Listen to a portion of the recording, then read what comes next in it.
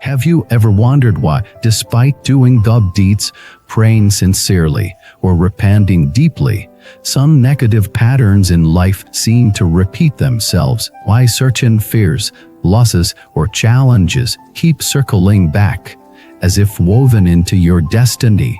Many people think of karma as a kind of punishment. It's something that chases them from past lives into this one. But what if karma isn't punishment at all? What if it's a teacher? And more importantly, what if the key to dissolving karma is not through endless rituals or even good deeds, but through understanding one simple, profound truth: emptiness, sunyata? This teaching may sound mysterious, but it is one of the most radical insights of Buddhism. Because emptiness doesn't deny karma, it transforms your relationship with it. Today, we're going to explore the hidden connection between emptiness and the destruction of karma, and why realizing the true nature of all things brings liberation that no ritual ever could. 1. What karma really is and what it has not. Let's start with the basics. The Sanskrit word karma simply means action. Every thought, word, and deed plants a seed. That seed bears fruit as experience. If you act with greed, anger, or ignorance, that seed grows into suffering. If you act with kindness, clarity, and generosity, it grows into peace. But here's where most people get stuck. They imagine karma as a cosmic scorecard, a system that rewards or punishes. They see it as something external, the divine accountant recording your moral balance. That's not what the Buddha taught. Karma isn't a system out there. It's a process in here. It's the way your mind shapes your reality. When you act with anger, it's not this universe punishing you. You are simply reinforcing the habit of anger. You become a person who sees through the lens of hostility. That lens creates your world. Karma isn't fate, it's feedback. It's not designed to imprison you.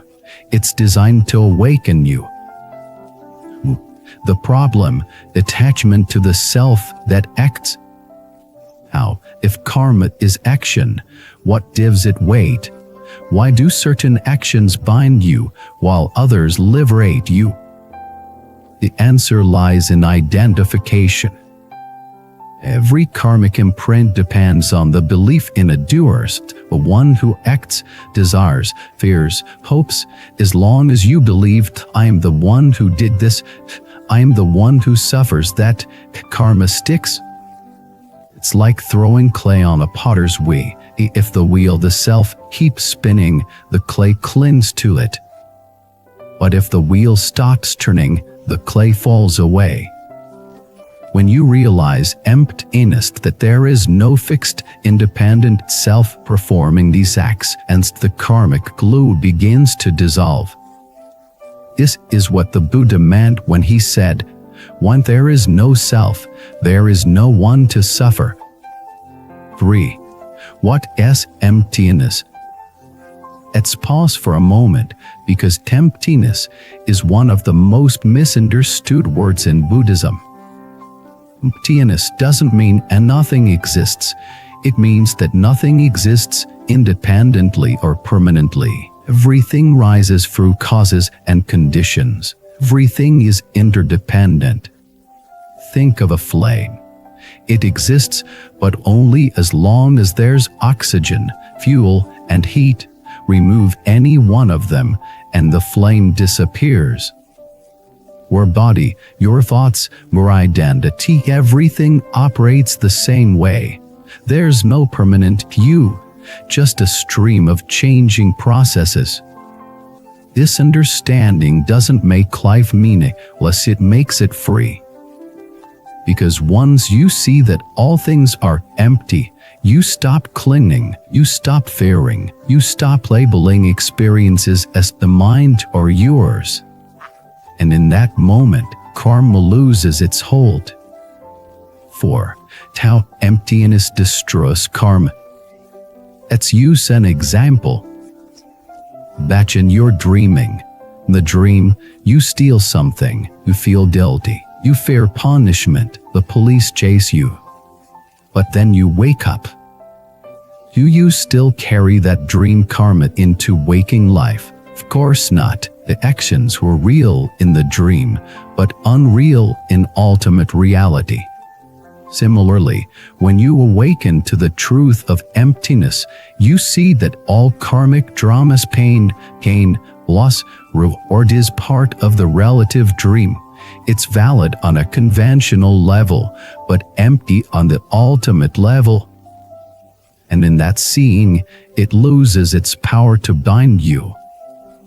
This is what the Buddha meant when he said, "When you realize the world is a dream, you are freed from its suffering."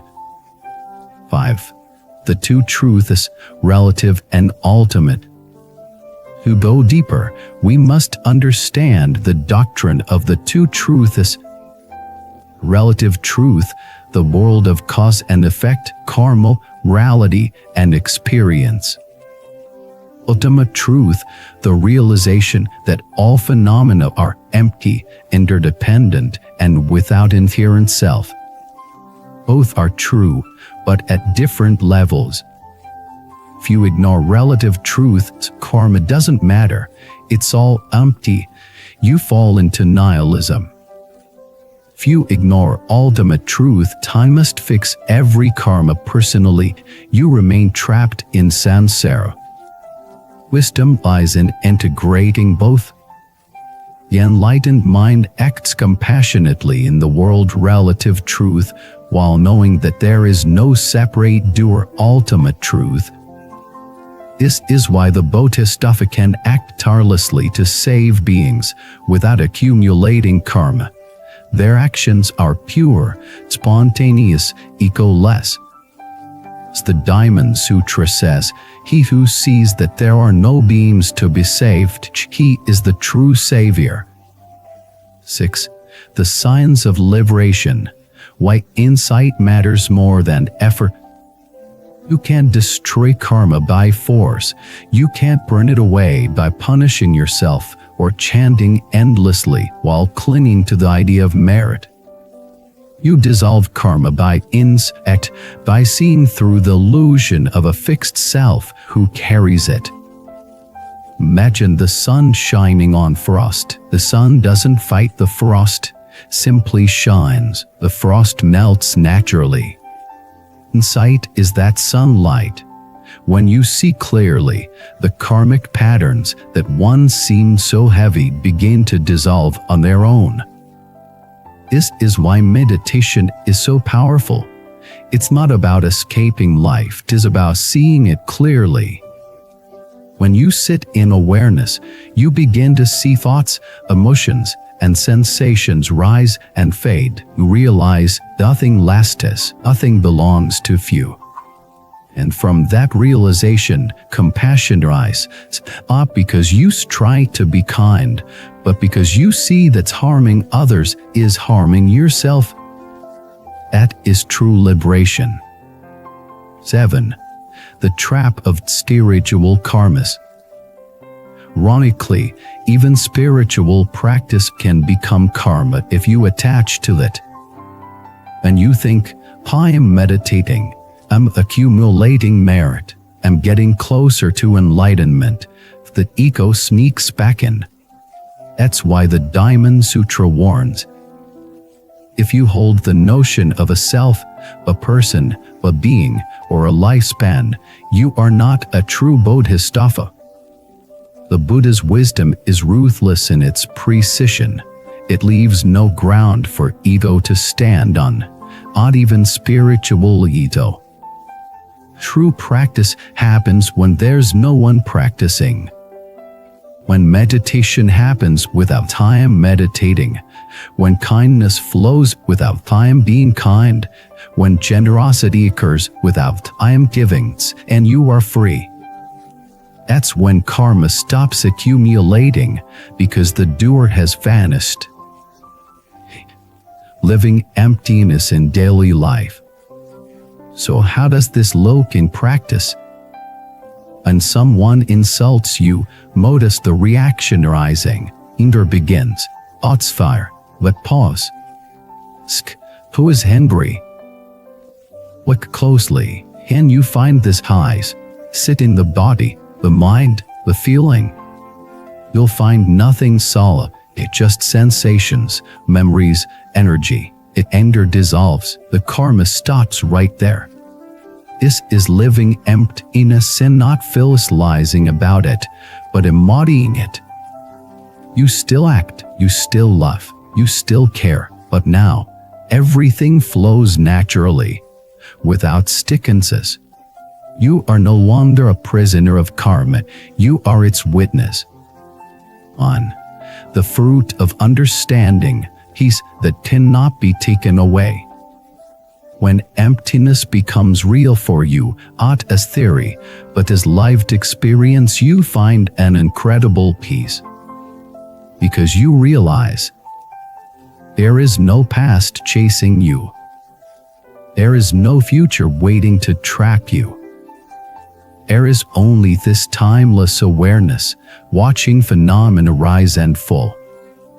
From that space, karma continues to unfold, but it no longer binds. It's like watching a movie.